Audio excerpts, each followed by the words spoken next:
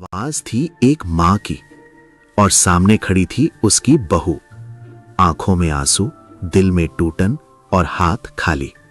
दोस्तों, ये कहानी है एक ऐसे घमंड की जो सब कुछ होते हुए भी इंसान को अंदर से खोखला कर देता है।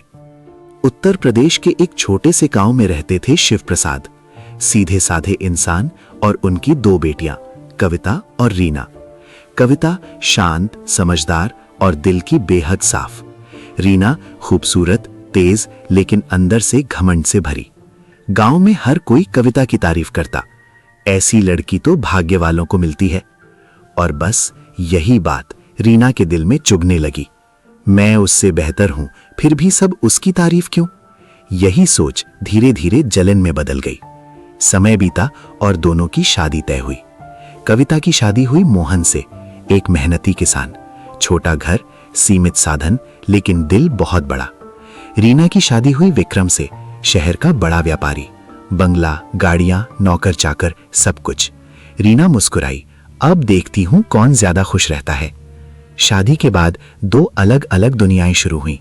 कविता सुबह सूरज से पहले उठती, खेत में काम करती, घर संभालती, थकती लेकिन मुस्कुराती, क्योंकि मोहन हर रात उसके हाथ पकड़कर कहता, थक गई हो ना, मैं हूं ना तुम्हारे साथ।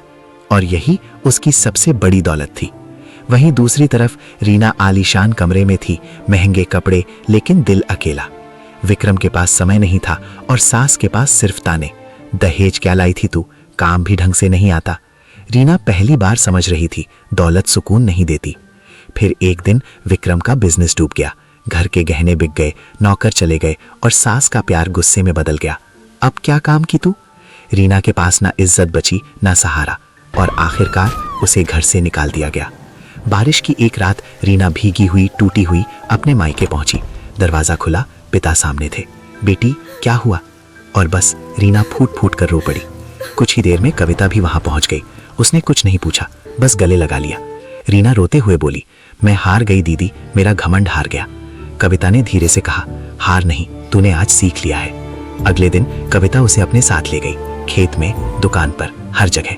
रीना के हाथ छिल गए, पैर दर्द करने लगे, लेकिन इस बार वो भागी नहीं, क्योंकि अब उसे समझ आ चुका था, मेहनत इज्जत देती है। धीरे धीरे दोनों बहनों ने मिलकर एक छोटा सा फूड स्टॉल शुरू किया। घर का बना खाना, सच्चा स्वाद और दिल से की गई मेहनत। लोग आने लगे, नाम बनने लगा, और कुछ ही सालों में वो स्टॉल बन गया एक सफल रेस्टोरेंट। एक दिन विक्रम वापस आया, मुझे माफ कर दो, वापस चलो।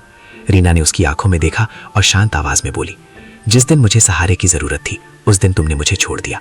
आज मुझे खुद पर भरोसा है, अब मुझे किसी की जरूरत नहीं। वो मुड़ी और अपने नए जीवन की ओर बढ़ गई। घमंड इंसान को ऊपर नहीं उठाता, बल्कि गिराने का रास्ता तैयार करता है। और सच्चाई ये है, रिश्ते, प्यार और मेहनत ही असली दौलत है।